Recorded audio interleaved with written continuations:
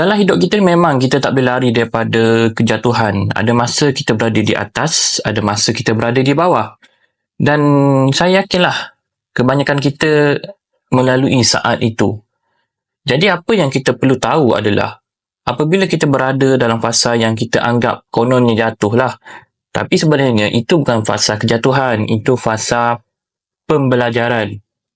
Apabila berlakunya kejadian macam tu, apa yang perlu kita buat adalah kita tukar cara kita melihat keadaan tu.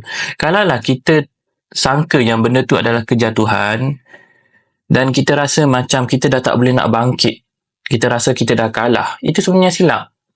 Sebaiknya kita belajar tengok kenapa perkara ni boleh berlaku dan macam mana aku ni nak bangkit, nak ubah keadaan ni supaya lebih baik. Percayalah, takkan ada satu perjalanan hidup yang begitu sempurna yang seolah-olah macam kita ni tak pernah jatuh, tak pernah gagal, tak pernah buat silap.